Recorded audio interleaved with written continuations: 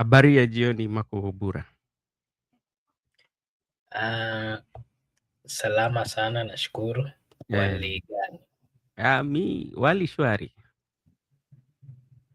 Vyema sana. Hata mimi niko shwari nashukuru. Eh, Tunapambana na hali vilivyo. kuna hii msemo ambao iko nchini Kenya, wacha niseme initoke. Hiyo ndio msemo ambao watu wanasema Kenya. Sijui we unaielewa vipi? Uh, it is it is just a definition of what democracy talks about, Yeah. whereby as a citizen, or the Constitution of the Republic of Kenya gives us that freedom to Uh-huh. express ourselves, Yeah. to talk, so long as it is a talk that is not creating disunity. Mm.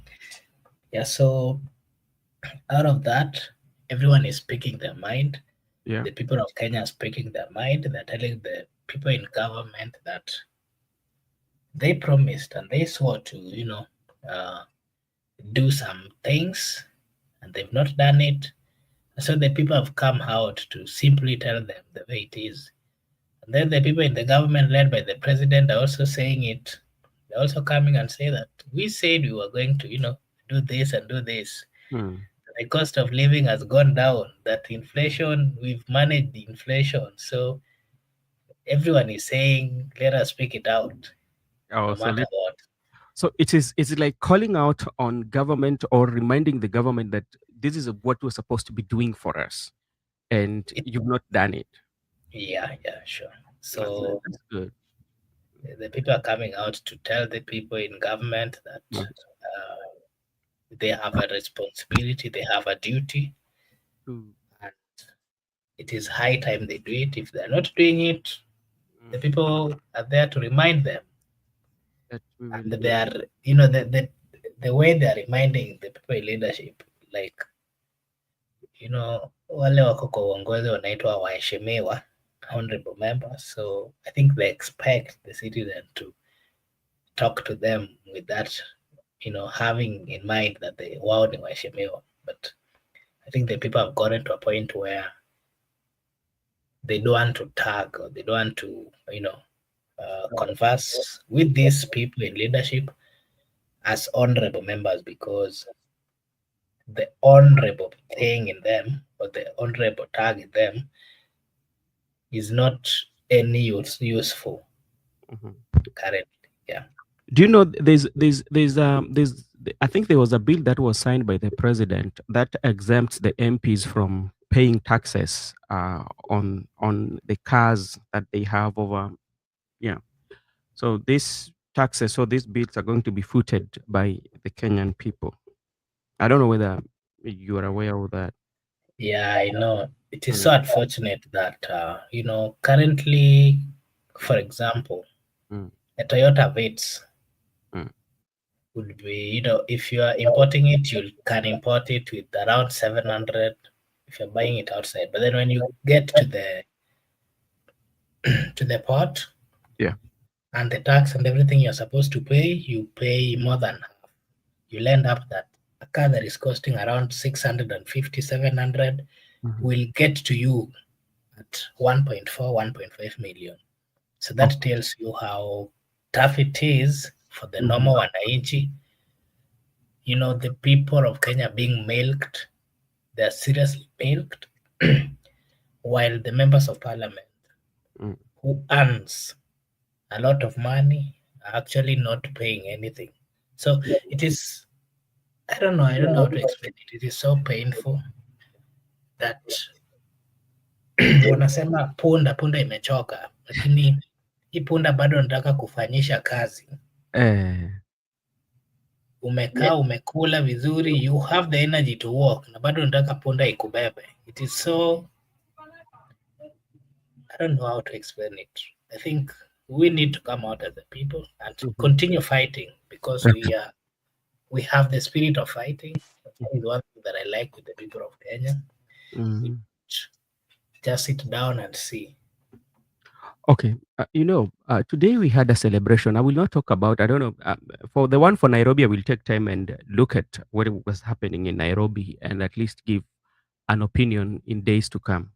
But just to overview of when I look at what happened in Nairobi, one, I think the main reason why the president chose the venue to be Uhuru Gardens, one, he chose that venue because of its capacity, because you cannot compare his capacity to larger grounds like maybe Nyayo Stadium or th- taking it to another county. I don't know even why they did not take it to another county. They decided to maintain it in Nairobi because I think it usually goes rounds, you know? Yeah. Yeah. Laban, thank you so much. I hope you're doing fine. How was your Jamhuri Day? So one of them was, I think, also to control or to maximize on the population because the president actually of late he has the reception and the population has been so much criticizing him. So I think by taking that Huru Gardens, he was looking at even if the few people would be there, but it would seem that the field was full. I don't know what you think about that. Very good indeed. I enjoyed it. Thank you so much. Maybe something I can say about that is I think the president, they have the NIS and everything, so Yeah. they're able to tell what the people are saying. Mhm. And again, I think the people of Kenya decided not to attend this Jamhuri Day.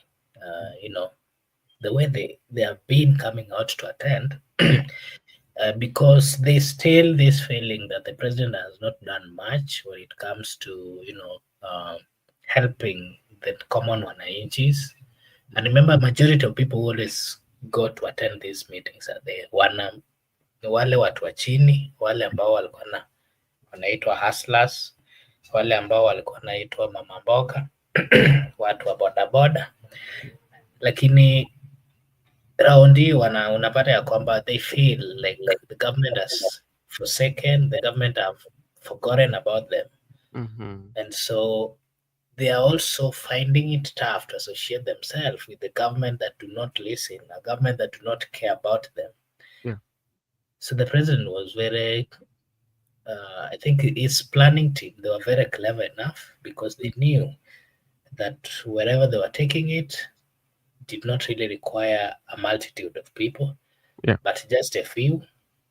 And remember, it is something that is also run by the armies, and so the presence of army, wangeona ya kwamba watu wako wengi, lakini kusema ukweli hakuna watu ambao walikuwa wengi huko. The people who went there were very few, Yeah.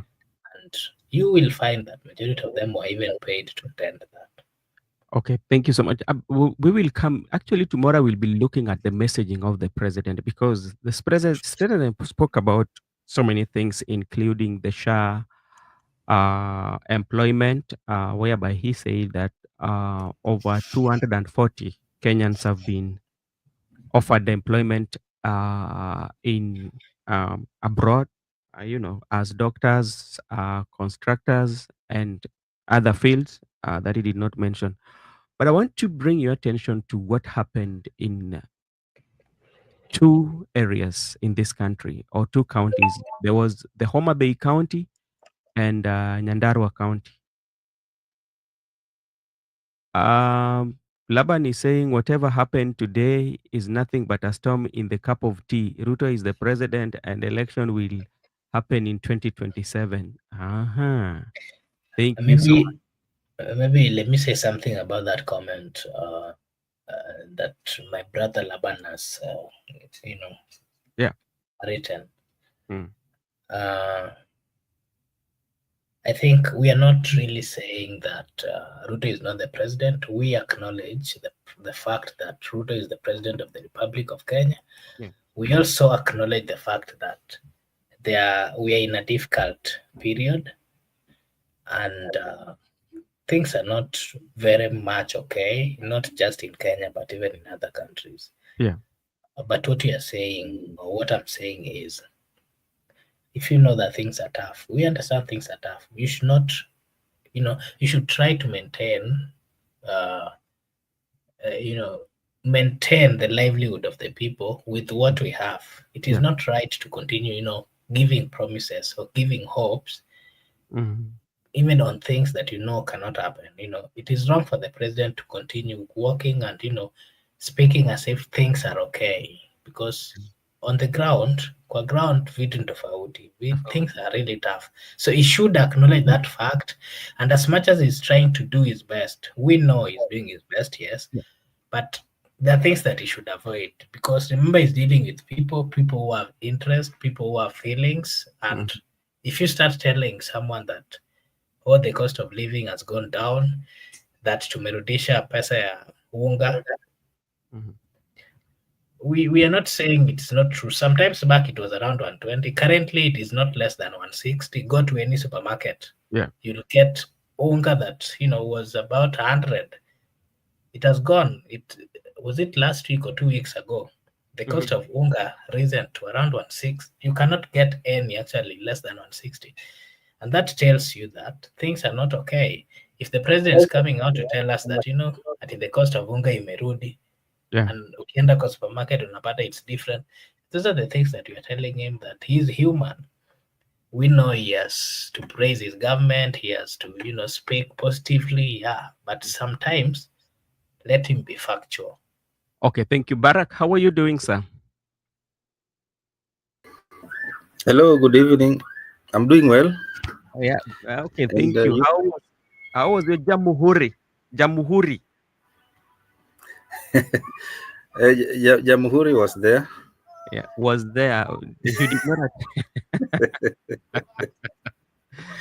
Uh, I think we are losing that sense of patriotism because of yeah. the so many challenges we are facing as a nation.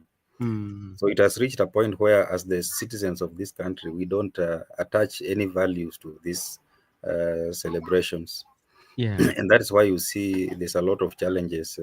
You cannot compare these days Jamhuri and the ones that were being celebrated during Moi regime and even Kibaki regime, because I think the people have experienced so many challenges in life, especially the hard economic times, that even you don't even see the value of you closing down your small shop or small business to go and attend these celebrations.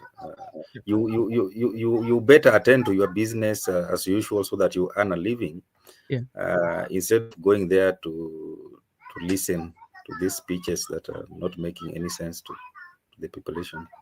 Okay.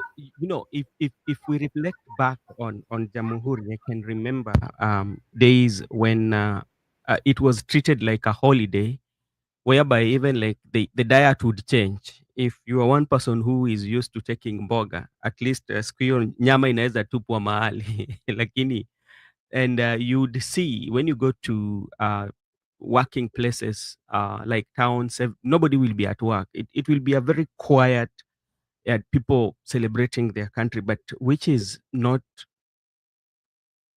done, like especially with this one. This one has really really really come at that point, and you say that things are.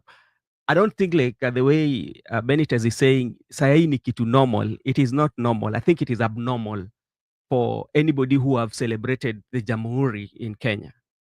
It is abnormal. It has never been like this. Yeah, people, it was, people would go to Huru Park, you know, so many families, but it was not there.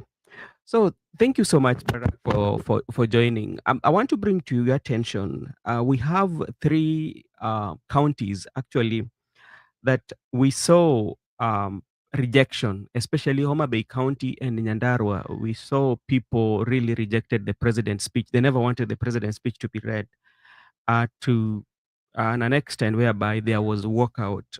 What does this one portray to the president? I think it's a call for alarm to the president. It is not normal for citizens to walk out of their president during Jamhuri. Once there's a gathering, even at the county level, remember during the previous regime before the 2010 constitution, Yeah. when these holidays were on, or these state functions were held at Nyayo Stadium, and the DOs to hold similar celebration at the district level, and they used to read the president's speech, and even if sun they are being burned with the sun, the heat is so much, they could not walk out of this. So you remember that today, I think because of the what is happening in the country, the economic hardships and so much, so you find that people do not really attach any values to these speeches, because these are what we call political rituals, because these speeches are just read because it is something that usually happens, but the message that is being read to the people, it does not have any value or any meaningful to the lives of people. So they are just political rituals that are carried out every Jamhuri Day, every year, or even every Jabandraka Day or Mashujaa Day. So they become like rituals that do not really have meaning or any transformational agenda attached to it.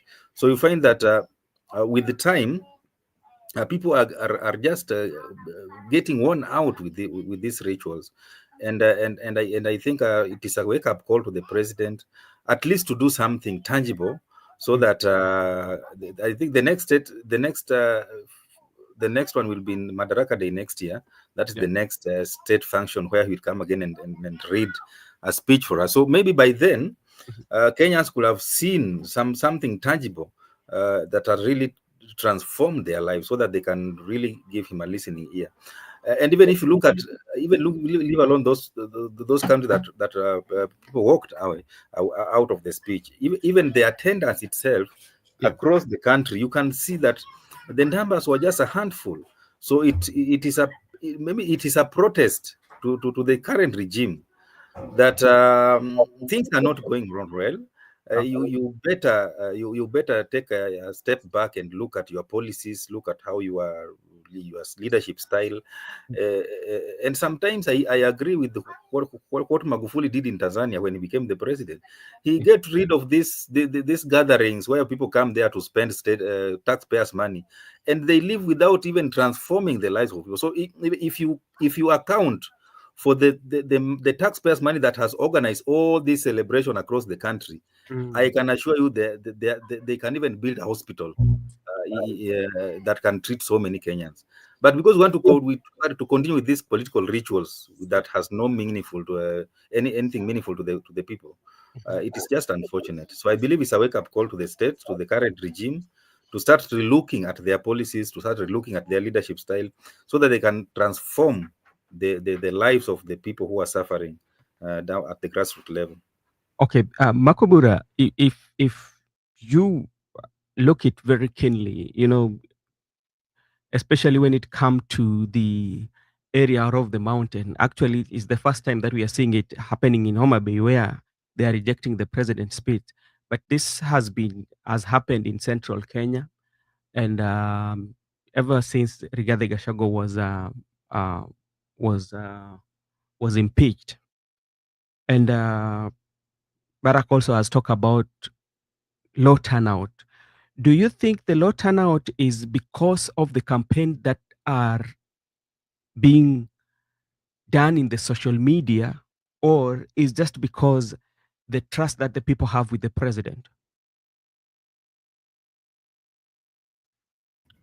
I think the turnout is attributed by the mistrust that the people have with the president, and also the citizens of the Republic of Kenya feel that the president has not really done much when it comes to changing or making the lives of the people, bearable. So there's so many things that the president promised. Remember when he was campaigning, he gave the people of Kenya hope, but then along the way, things have been getting tough and tough and tough. And the most unfortunate thing is that the president comes out and still promise, try to give hope, or ni ile mtu amekudanganya leo, amekudanganya jana, hata juzi alikudanganya, lakini kesho baada anakuja nakwambia nitafanya hii. So that is something that is not going well with the people. The citizens have gotten to a point where they're saying heri basi tukue hata bila serikali, kwa sababu hii serikali haitujali. The president is coming out to tell us how the cost of living has gone down, ya kwamba wamerudisha pesa ya the cost of unga to CG less than 100. Today, if you go to any supermarket that you're going to buy a 2 kg, you'll not find it with less than 160. And then someone comes, you are on the ground, you bought it today, anakuja nakwambia ni less than 100. What kind of statements are those? These are the things which are making the people of Kenya feel that this government is not in touch. This government do not even know what is happening on ground. And again, if you see even the bills that they are passing, the one that you just mentioned, that the members of parliament are now, they can just import vehicles and they don't fail to even pay tax. And I've just given you an example that it is so unfair that a normal Kenyan citizen who is really struggling, and wants to maybe own a car, you cannot give them that opportunity to also own cars. Yeah. And again, it is so unfortunate that you buy something and then you pay tax more than the price, the real price of that product. It does not make sense. So, for example, if me here I want to own, let's say, a Toyota Prado Land Cruiser, which cost about, let me say, 4 million. A member of parliament wants the same. They will import it and get it here with that 4 million, the cost that they have used to buy it, and maybe the transportation cost. And me, when it gets here, I'll be told to pay 8 million or 9 million on the same product. Where is fairness? Where do we get the money? It is the government or the representatives, the members of parliament who are getting a lot of money, and they should be charged and taxed more than the normal citizens. It is so unfair. That is why the people are deciding not to attend this government, whatever, because they're seeing that the people who are going to speak there do not really know what is really happening on the ground. Okay. Mr. Barak, if you look at what is happening and all these hostilities from bashing or critic from the religious leaders to the social media to all quarters, that everybody, from everything that president is saying, from even SHA vaccination. So until when are Kenyans going to keep on criticizing the leadership of the president, and and and how will they now say accept that he's the president? Until when? I think until the day they will feel that there is something happening in the government, because as long as they are not feeling that, they will continue complaining and criticizing. And you heard Obura saying about the maize flour, and it's ironical because this month of December, last month, farmers in Kitale harvested millions of maize. Yeah, so millions of bags of maize. So hardly 1 month down the line, you can imagine that the maize flour price is skyrocketing again. And Ruto has been claiming that they subsidize fertilizer so that Kenyans can access maize flour, being a staple food in this country, at a fairly reasonable price. But the price is skyrocketing, and we are just in December. So you can imagine what will happen by next year, May or even March thereabout. So I think there's a lot of things that are not going well with this government, and the problem is that they are living in denial. They don't want to accept that things are not working well, So they keep on defending the things that are not working well. And I don't know if they live in a different world or we just live in the same country. We go to the same supermarkets. We experience the same economy because you cannot defend or the obvious. People just see for themselves. Yeah. So when things will ease up, and they will start now even getting those accessing medical services very easily to this public hospital. I think Kenya will start talk to maybe accepting now that the government is working. But as things stand now, with even with the uncertainty of grade 9 students, with this share thing that is neither here nor there. You can hardly find anything good to speak about this current regime. So I believe that they need to put their house in order, and these cabinet secretaries that are in offices holding critical dockets, they must start working to salvage the situation, because things are not right on the ground. Kenyans are suffering, especially health, education, and the high cost of living. Kenyans are going through a very difficult time. You talked about the SHA issue, whereby the president was urging Kenyans that come January, when you are taking your kids to school, just make sure you register your kids so that they can get the Taifa care. And why is it that it is so much? President is kind of like pushing for the registration, and people know very well the role of having healthcare. If you have a very good healthcare, maybe if you're paying, you know that if you go to the hospital, you will be treated. But still, the president is still reminding people about it. And Kenyans are very adamant. Why? Immediately you say, come January, you go register your kids when you're taking them to school. Why are you forcing us? And I don't know.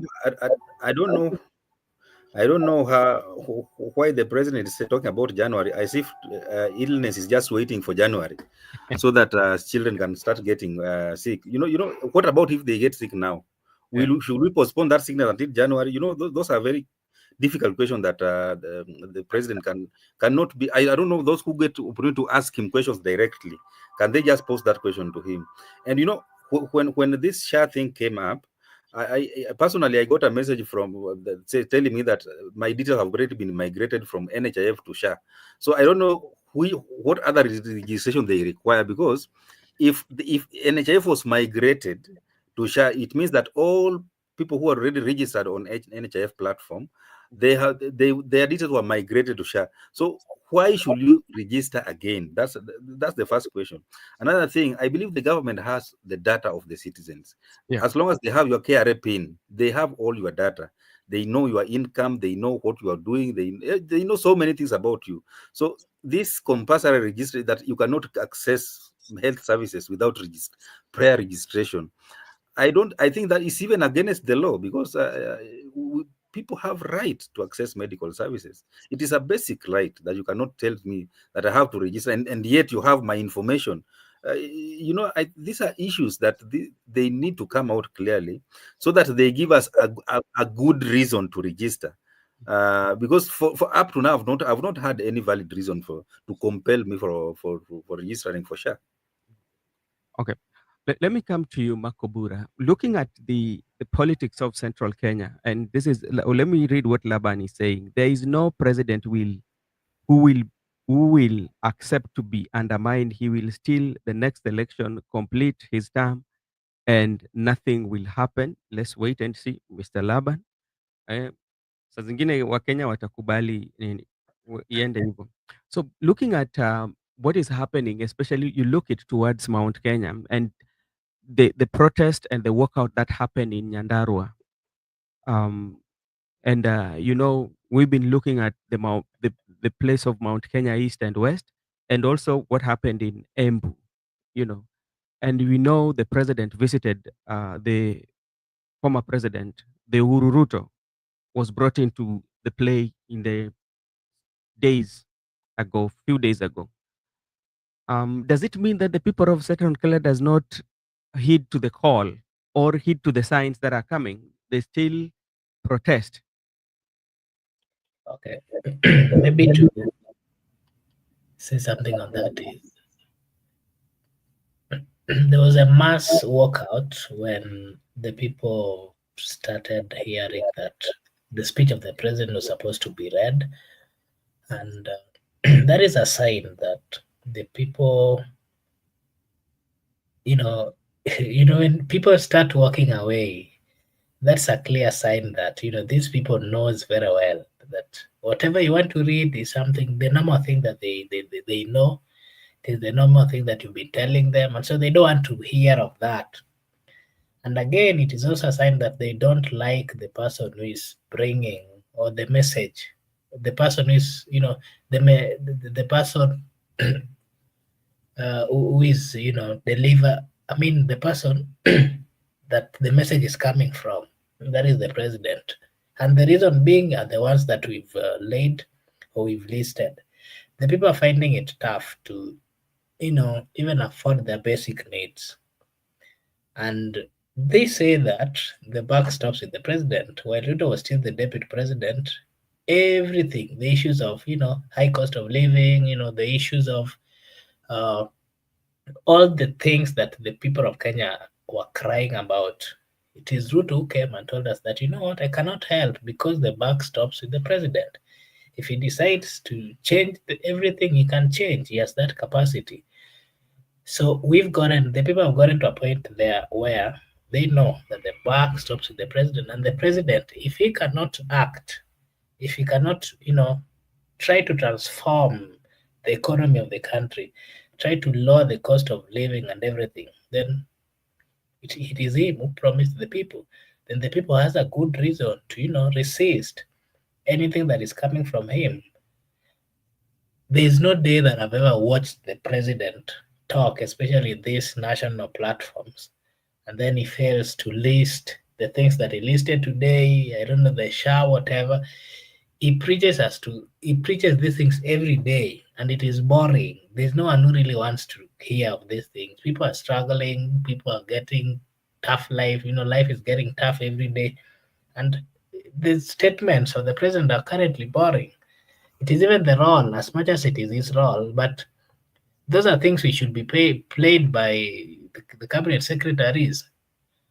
The cabinet secretaries are, of course, nowadays they're even afraid to, speak about what the government is doing because majority of them even looks like they're not aware or they're afraid that they're not going to maybe explain everything as per the satisfaction of the president. And so it is tough for the people to just welcome that. Maybe Barack, you can say something on that as well. Yeah, it is very tough, and I think the toughest job that this CSS have is to work for under the president, because the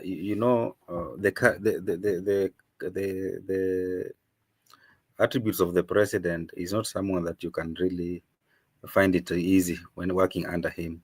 So that is also what is making their job to be so difficult. And I think when he went to parliament there, when he was giving the State of the Nation address, and they started bashing the ODPP,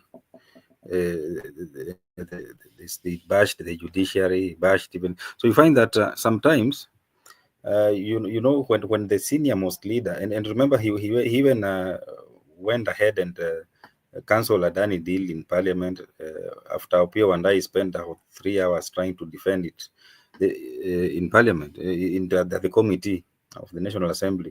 So you find that his style of leadership is not making even the work very easier for those who are working under him, because he's so unpredictable, and you don't even know what he will do next or what he wants to be done exactly. And that will even complicate the performance of this CSS, because you work with a lot of fear and trembling, because you are not sure what your boss wants. And if there is something that made Kibaki to be one of the best presidents who transformed this country's economy, especially, is because Kibaki was he allowed his ministers to work freely without interference. He was a hands-free leader. He was not a hands-on leader who wants to micromanage everything under him. So when you give people job and you allow them to work, you even give them room to make mistake and to grow with whatever they are doing. But if you've given me a job and you are still holding on that job, it's like you've tied my hand, even from making decisions, you find that it's going to be very, very difficult for me to make any progress. And that's why you see under Kibaki, several ministers, they performed very well compared to the ones that we have now. And that is why the economy under Kibaki grew significantly.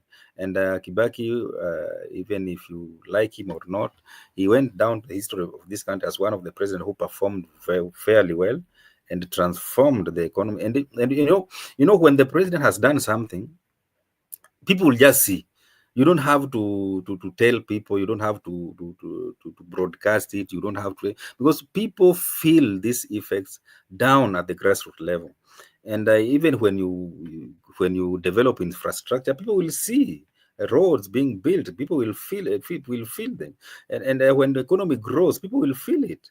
Yeah, when you create opportunities, when you create an conducive environment to do business, to invest, people will see the effects, because even employment will be created at the grassroots level. But you cannot continue bragging how you are working, and people are not feeling it. People will not buy that idea.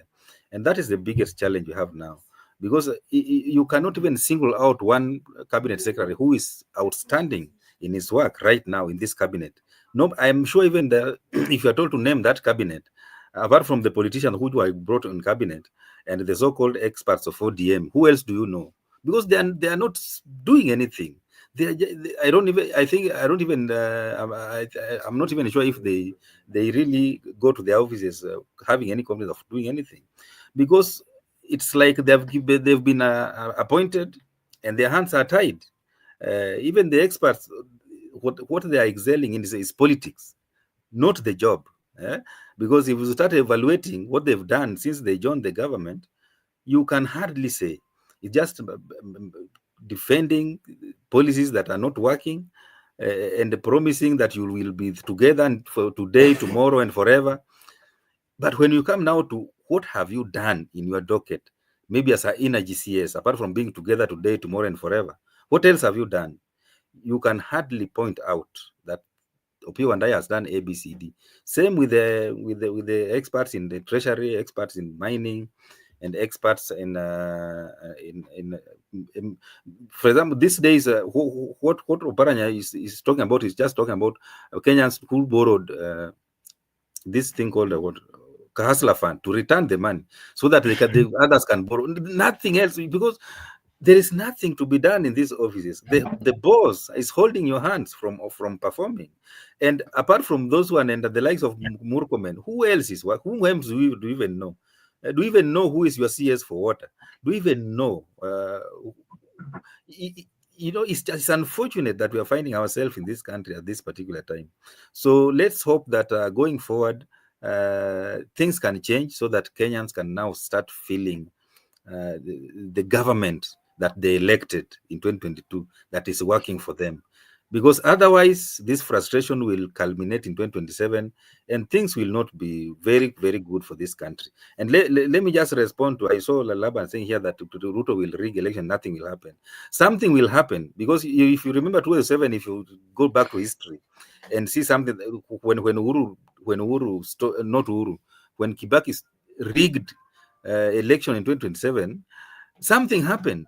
So you cannot just say that people will just go home and relax. If something happened during a finance bill, and that was not an election, and the country was brought to a standstill, and unless if you didn't follow what was happening in this country, even people are not going to work. Yeah, because you cannot hold a country at a ransom because you are the president. My friend, the president does not own the country, because that's a job that you've been given. So if he decides that he's going to rig himself in 2027, I can assure you something will happen. And just wait and see. We pray God to give us life, and it will not be business as usual if anybody tries to interfere with the election, because that is the will of the people, and the will of the people, you cannot joke with it. Okay, you've talked about Asla Fund, and remember the president. He said that Asla Fund is changing the lives of the people of Kenya. I don't know whether you've ever interacted with someone that used Asla Fund to either start a business or in one way or another, it has changed their life. Maybe you can share with us, Mr. Bara. I have not interacted with anybody who started anything significant with Hustler Fund. The only ones that I know are who borrowed 500 shillings and they've never returned. And others are never borrowed because when they saw that you are being asked to key in your pin M-Pesa pin number, they ran away from it. So I've never seen any Kenyan who took the Hustler Fund and started something serious with it. I know there are some people who are saying that they've done some one or two things with it, which is okay. I know you can take 500 shillings, start even roasting maize along the roadside, and if you are disciplined enough, you can grow that business and to something significant. But for how long? And others say they went to Marikiti and started selling sukuma wiki, which is okay. But you cut your coat according to your size. That's what the words of an Englishman. So you cut your coat according to your size. So if you believe that 500 shillings can transform your life, maybe by selling skuma at Marikiti or by roasting maize along by the roadside, that's well and good. But personally, I have not encountered any person. But I believe maybe there are few people who have done something with it. Okay, that Yeah. was very, very nice. Yeah, so something else that I wanted you to give your opinion before we close is the president acknowledged the fact that we've come from far as a country and that he recognizes those who fought for independence and those who ensured that we are currently enjoying all this democracy and everything. But again, on his when he was also speaking, he talked about unity and he talked about the broad-based and how I believe he was trying to talk about all those hindrances that he's tried to bring or come close with those who have been having a different opinion about his government. And so the likes of Raila Amolo Odinga and the former president. And so my question to you, Mr. Barak, is what? Okay, sometimes back, if you can remember, the president was very particular, and he said that we will not allow anything to do with handshake or whatever. We have what it takes. We have the brain. We have everything that it takes to run this country. And then after some period, we saw that the Gen Zs were out there. He needed support, and Raila was there. Then again, you know, Gashago was having a different opinion. He was helped by ODM. They throw him out, and then the Mount Kenya have started again. They're having a different opinion on his leadership, and he's now gone to look for the former president. Now he's there, and he's saying that still he's going to, try bring people who are having different opinion. And so my question to you, Mr. Barak, is a president who came out and talked about how he had the capacity. He talked about, how he would not welcome things to do with handshake because when you do, according to him, those would make you divert from the promises and all the things that you want to do. What do you really think changed that the president is now actually trying to give goodies to people having a different opinion so that they can relax and maybe not speak about the negative things that they're seeing in this government? What do you think changed that, Mr. Barak? The president was speaking before the reality dawned on him. Sometimes you find you can speak too much, but when reality dawns on you, that's when you realize that you've been speaking things that you cannot implement. So when you speak when you are not in power, it's very different way that when you speak when you are in power, and that is the difference. Ruto spoke so many things when he was still in the campaigning. and he promised so many things. One of the promises was that he will never allow any kind of arrangements that will bring the opposition very even near power. And if you remember, even if during NADCO, the promise was that they're going to bring to create an office for the opposition leader so that they can keep opposition busy criticizing the government.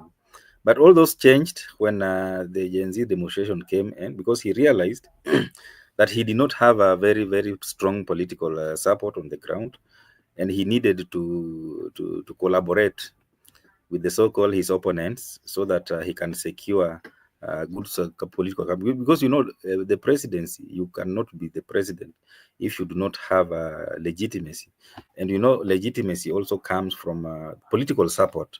Once you have a good political support, you can really implement even your policies, and you can still sit at peace at State House.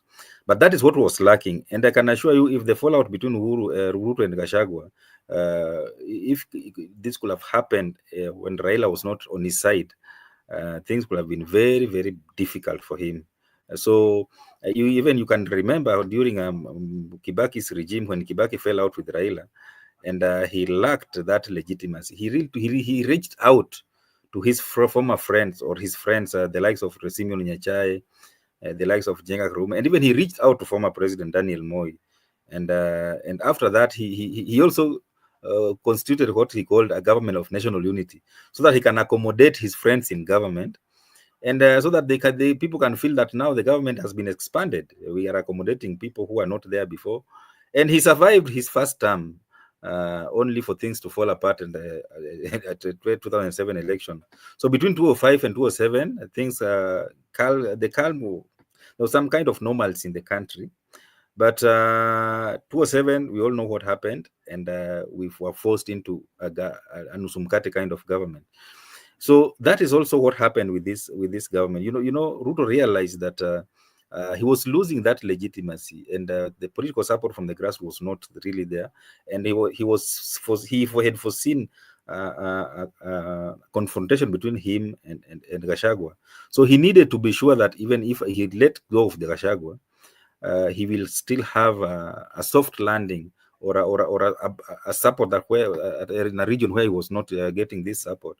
So he succeeded in that, and so that's why you can't remind him that he was saying that he cannot shake hands or form a Nusumkate government, because those were just words. But when reality dawns on you, that's when you realize that these things, sometimes you don't do them because you want. You do them because it is the only way for you to survive at State House, because you cannot be a president who does not have legitimacy, and legitimacy only comes from the support of the people. And it doesn't matter whether these people voted for you or not.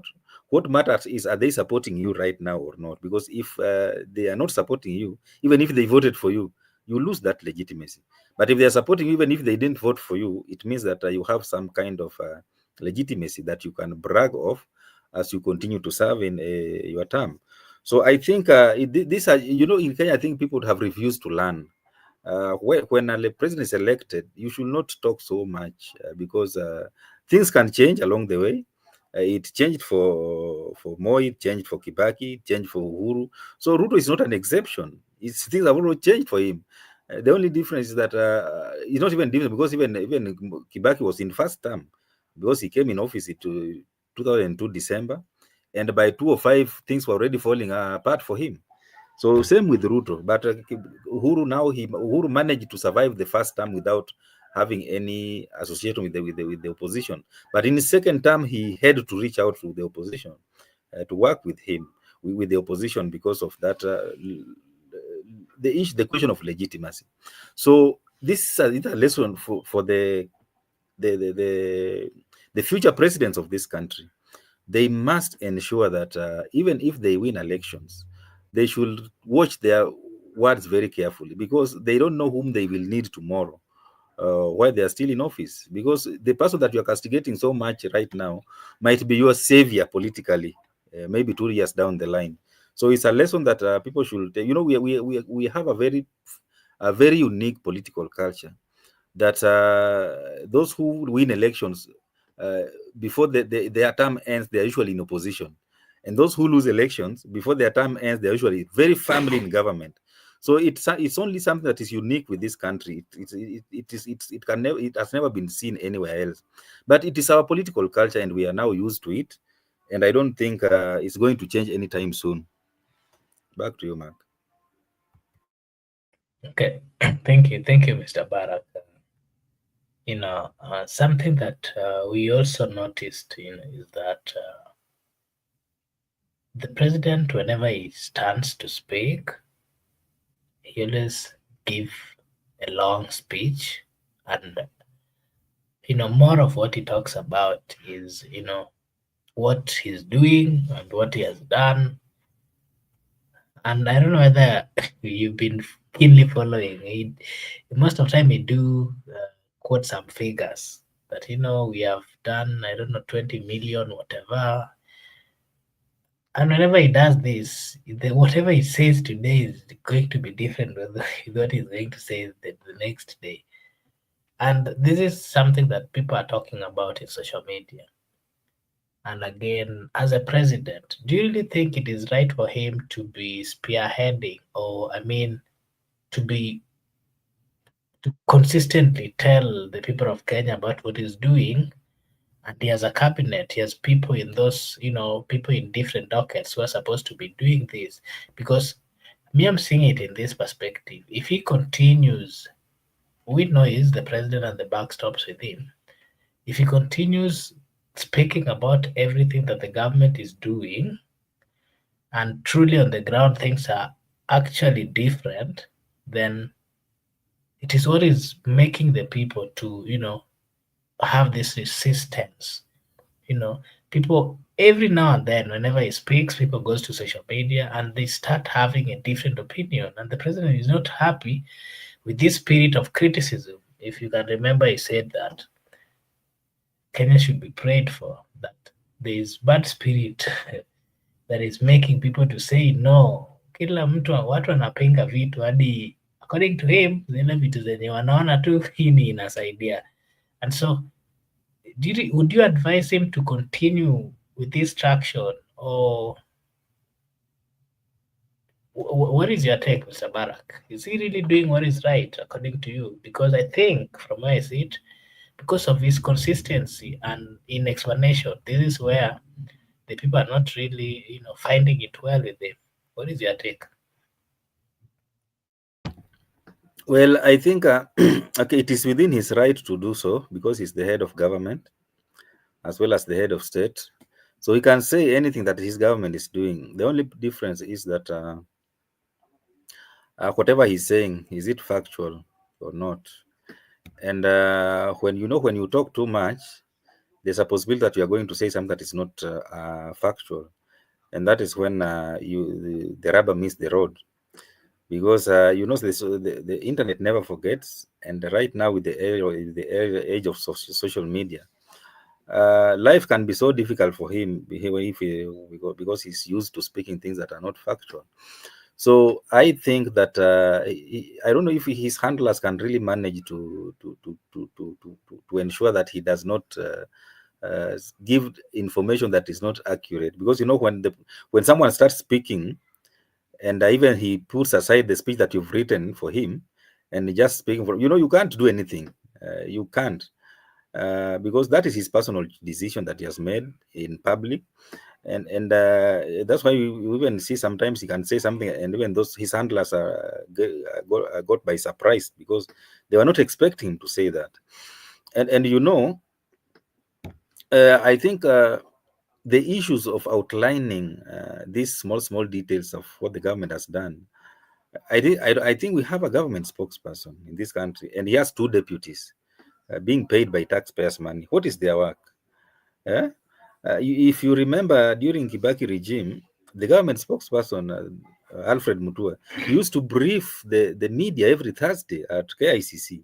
And people, the media, the fourth estate used to ask him every questions. And they used to respond. If you have any question concerning any ministry, anything that is going on with the government, he used to address that.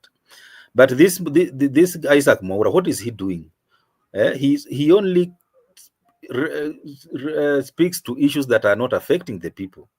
Because I've never really understood what Maura is doing with even two assistants who are being paid, and they are not able to articulate what the government is doing.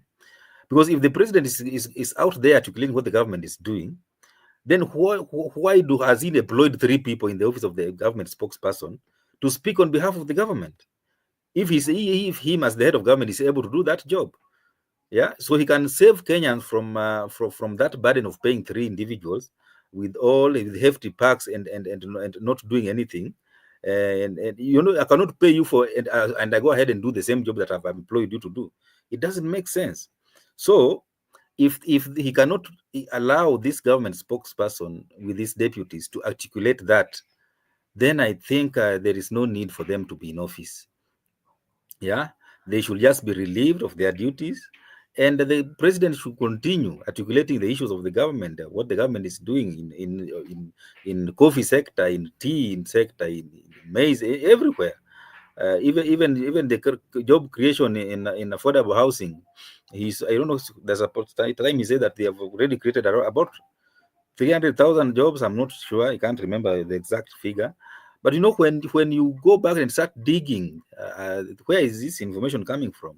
Where are these jobs? Where are these jobs? Yeah?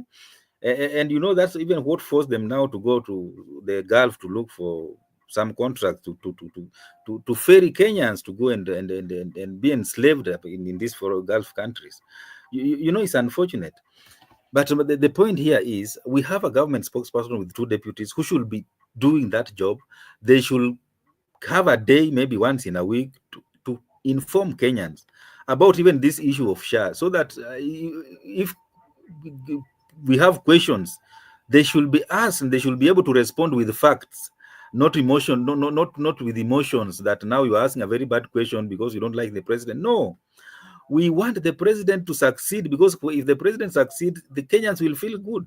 So when we ask very difficult question, it is not because we hate the president or we hate the government. We just want the government to succeed, because the government is here to serve the people of Kenya.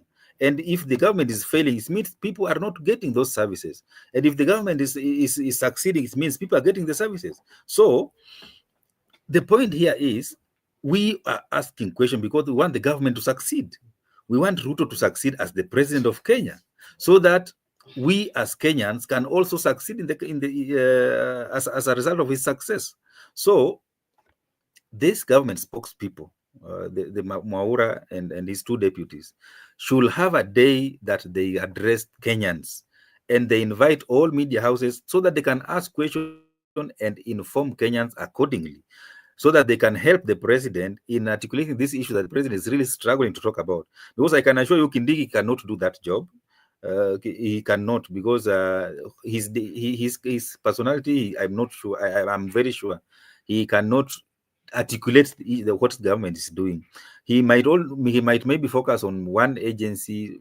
Like I think he likes security so much that even he still believes that he's still the interior CS, because even when you hear him speak, he's all about security. He might even start arresting people, because you know he's not really gotten into the deputy presidency job very well. So Mwaura has a job to do, and his deputies. Let them help the president to articulate to Kenyans what the government is doing. Let them inform Kenyans about this issue of SHA, why maize fly is skyrocketing. Let him tell the Kenyans why the government is silent and grade 9 students, their future is uncertain. Let them tell Kenyans why Ogamba is telling KCSE students that they should wait until next year, when we are used to receiving KCSE results in December. What is cooking at next? So they should come out clearly and tell Kenyans the issues of high economic, high cost of living. What are they addressing? Specific issues, details, so that Kenyans can see now the government is working. But if the president continues with this, I think the anger of Kenyans is just increasing, and it's not doing Kenyans any good. He should just allow Mwaura to do this job, and for him just to stay out of it. That's my take.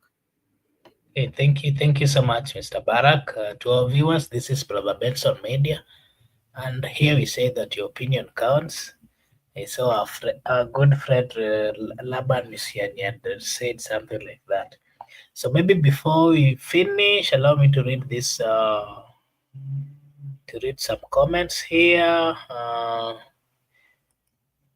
Laban was saying, whatever happened today is nothing but a storm in the cup of tea. Ruto is the president, and the election will happen in 2027. Politically sponsored chaos, especially the one for Kirinyaga, the women rep and the senator of that county must visit Kiambu Road. Okay. Byron is saying, Sai, ni kitu normal. Okay. This is not my era when chiefs collected people to attend. You can choose to skip or mind your business. Any. If spent cartridges are collected, it's taxpayers' money spent. Okay, Brenda was watching, and then Laban is still saying, we shall help the people of Mount Kenya to remain in the marriage they participated willingly. Judith anasema ako hapo, and then Laban is saying 10 years those will heal tribalism in Kenya. What happened to Embu today? I think we've explained that. And then there's also a comment. There's no. Okay, I think Barak had talked about that. Kenya has never had one president who cannot make that mistake that even Kibaki rejected. Okay. Top is this one. Top share registration in Nyeri, and they are shouting too much as nothing is happening. Okay. I hope you're not suffering from what you okay. Laban, just do not let Laban, just to let you know, Kasongo will be rejected by all corners. Okay. I'm not suffering, but speaking my mind. Kasongo is a lady married to Murema. As parents, we are heading. Okay. If something happened in 2007, did he lose presidency? Barak, Laban was saying that I think you answered his question, a question that he was saying that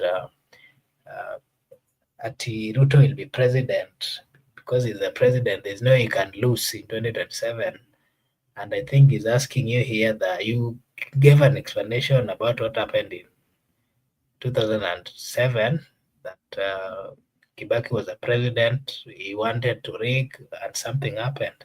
And I think here he's asking if something happened in 2007, did he lose presidency? Okay, maybe you'll answer that. Then James Conner is saying Ruto is having a hard time, that is why he's harvesting joint brain from past and present popular figure to help him out. And assistance from Central Kenya is not about development, it's just a tribal card and people being bitter of Gachagwa's ouster. Mr. Barak, maybe your comment on something you want to say about the comments before you give your last remarks. This is Brother Benson Media, and every opinion counts. Very well. Well, you know, 2007 was the dark days of this country, and Kenya has never sunk into abyss like what happened in this country in 2007. So anybody playing with that is not really, it doesn't mean well for this country. Ruto will be president after 2017 if he's elected, not 2027. If he's elected, he will go for the second term and up to 2032. But if he's not elected by 50 plus 1%, unfortunately, he cannot. You know, there is, those are political perceptions that we have as a country. And you see that is shifting even in Africa, because people used to say that African presidents, you must rig yourself in, and you see this thing is changing. Yeah, if you see what happened in Botswana, see what happened in Ghana, uh, and this also happened in Nigeria when Goodluck went for one term and was rejected, and Buhari was selected. So it is something that it's a change that is sweeping in Africa. And I can assure you that Ruto will work so hard to win the second term, but not through rigging. That one I can assure you. If he won an election when people believed that he was going to lose, because Raila had the support of the sitting president, and the CS Interior was behind him, and they had everything. And you remember this election that they even sent the command of the Air Force to bomb us. But Ruto won election. So if he managed to win election, and even if people say that he stole, I'm not convinced that he stole, because those who had the opportunity to steal did not steal. So why should you say that he stole election? And if you look at the odds were against him, but he emerged as the winner. So I believe that Ruto is going to work so hard because he's a politician. He's the incumbent president. He does not want to lose his presidency. So he'll work so hard to ensure that he secure his second term. As a politician, as a smart politician who has never lost election since joining elective politics in 1997, he has never lost a single election. So that shows you how smart politician he is. So we know that he's very smart, and he can pull out so many cards to ensure that he secures his second term.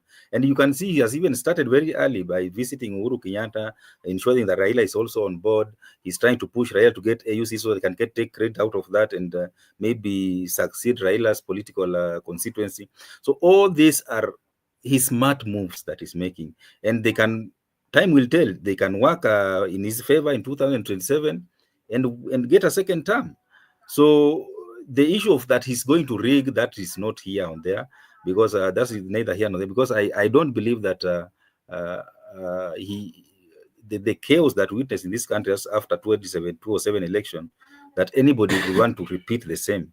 But I know that Ruto will work so hard to ensure that he wins, because even the rule of 50 plus 1 was not there in 2007. So getting 50 plus 1, I don't think that someone can just say that you rigged.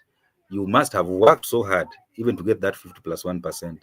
So if your opponents are asleep, hoping that you will be voted out, and you are busy gaining ground, that's what he will do, so that he can be re-elected without any questionable monkey games in the electoral process. That's my take. Okay, thank you so much, Mr. Barak. To our viewers, those of you who took time to be with us, we are very much grateful. We are really saying thank you so much. And we hope that if you are new here, kindly like and subscribe to the channel, because if you do so, it is a way of supporting us, and we'll also appreciate. Allow me to take this opportunity to thank Laban Misiani, Gypsy Corner, Judith, Brenda, and there was Byron, and everyone who joined. We are very, very much grateful. There's a comment here. There's a comment here from Laban, maybe before you leave. Annie is so sweet in the mouth, but the sting of a bee is too bitter. It's too bitter. Thank you, Barak, for supporting. Okay. Yeah, so we are closing this evening. And, Barak, maybe you have something to say before we close? Let me just say that tomorrow we are having a debate in Addis Ababa, and one of the greatest son of this country will be taking part in it, and we want to wish our candidate, the Honorable Raila Odinga, all the best. because he's facing the Djibouti candidate and Madagascar candidate, and as a country, you know, that's our son, and he's going there to represent this country. So we wish him all the best in that debate, and we shall be following tomorrow from 7. If you have time, follow and see how these three leaders from Africa are having the vision for this continent. And as always, you stand by your team, okay, your candidate. So as a country, Raila is going to face Africa as one of the greatest sons of this land, and we wish him all the best. And hopefully, he will raise the flag of this country high and secure that seat in February 2025, so that even a Kenyan can occupy the seat of the AUC at Addis Ababa. Even though we might not benefit directly from that, but it is something for this country. So let's follow tomorrow and enjoy the debate. Asanteni sana, and have a blessed time wherever you are. Barikiwe sana. See you tomorrow. There's a comment here from Laban. Laban believes that you've never supported Baba. I don't know why. Maybe he has never. Okay, you know, we are objective with the subject matter. When Raila goes to AU as a country, in fact, if you don't support Raila and you are a Kenyan, you must be a mad person, because there is no way you can not support your countrymen because of because of ethnicity or because of what. This is a you know, if you go to this United Nations meeting, African Union meetings, you will not find the name of Ruto there. You will find the name of Kenya. So when Ruto goes there, he's going there as a Kenyan representative. So the same way, when Raila is vying, he's just not vying as an ODM candidate or as a Luo candidate. He's vying as a candidate of the Kenyan government. Yeah, even, you know, this seat, you must be sponsored by your government, not by political parties. So when he will be sitting on that seat, he will be sitting on that seat as a Kenyan. So if you are a Kenyan, imagine your taxpayers' money are supporting this candidate to go there and represent you. So if you are against that candidate, then I think you don't understand the significance. And that is why you see that there's even some small countries who understand this thing. Sometimes they can overtake us because of this this cancer of looking at people through tribal lenses. It is not going to help us. So when Raila is facing the Africa out there at Addis Ababa, he's one of our greatest sons in this country, and we support him. We stand by him. So when we have our domestic affairs here, we sort them out domestically. But at the international scene, we stand together as Kenyans and support one of our own. But tukirudi nyumbani hapa, tunapambana kivyetu hapa nyumbani. That's my take. Very well. Thank you, Mr. Barak. Yeah, so also on behalf of the Benson Media, we're also wishing Raila Amolo Odinga the best. We hope and we believe that he will win, and we wish him all the best. To everyone who is watching, I'm taking this opportunity to thank them so much. And we are finishing. We're also taking this time to request them to kindly join us tomorrow. I'm taking the opportunity to wish them a blessed night, a blessed evening, till we see each other tomorrow. Thank you and bye bye.